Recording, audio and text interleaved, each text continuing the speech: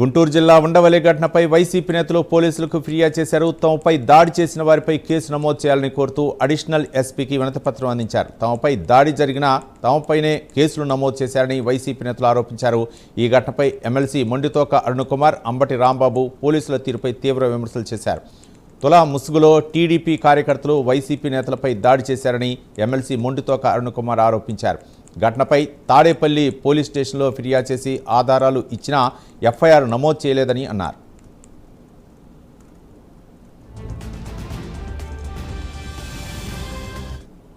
Representation తీసుకోవడానికి కూడా Lokesh permission కావాలా, చంద్రబాబు నాయుడు గారి పర్మిషన్ కావాలా? యాక్షన్ తీసుకోవడం సంగతి దేవుడు ఎరుగు.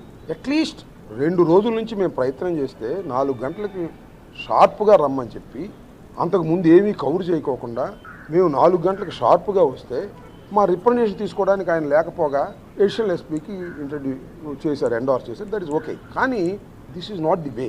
ఇద్దరు ఎమ్మెల్సీలు, మాజీ మంత్రి, బాధ్యత కలిగినటువంటి వ్యక్తులం మేము వచ్చినప్పుడు పోలీస్ ఈ విధంగా ప్రవర్తన చేయటం అంటే పోలీసింగ్ ఎలా ఉందో అర్థం చేసుకోండి. వాళ్ళ రాష్ట్రంలో 1 కాదు 2 కాదు అనేక ఉదాహరణలు చెప్పగలను. పోలీసింగ్ ఫెయిల్ అయిపోయింది అని. 27వ తారీఖున మేమందరం అమరావతి రైతులను పరామర్శించడానికి ఉండవల్లి వెళుతుంటే మధ్యలో దారి కాచి మా కార్లు బగలగొట్టి మమ్మల్ని కొట్టడానికి ప్రయత్నం చేసి దౌర్జన్యం చేసి మేము వెనక్కి తిరిగి వచ్చేసాం. ఏం జరిగిందో తెలుసుగా, మా మీద కేసులు పెట్టారు. ఎస్సీ ఎస్టీ అట్రాసిటీస్ కేసు పెట్టారు మా మీద, మమ్మల్ని అడ్డగించిన వాళ్ళు. తెలుగుదేశం పార్టీ నాయకుడు రాయి వేస్తే 14 కుట్లు పడి మణిపాల్ హాస్పిటల్లో కొంతసేపు స్పృహ తప్పు పడిపోయి కోమాలోకి వెళ్ళి మళ్ళీ వచ్చి ఆ కానిస్టేబుల్ చావు బతుకుల మీద ఉండి తర్వాత ఆ కానిస్టేబుల్ని మేము ఎక్కడ పరామర్శిస్తామో అని భయంతో ఆ రాత్రే కానిస్టేబుల్ని తీసుకెళ్ళిపోయి చిత్తూరు జిల్లాకు పంపించారు.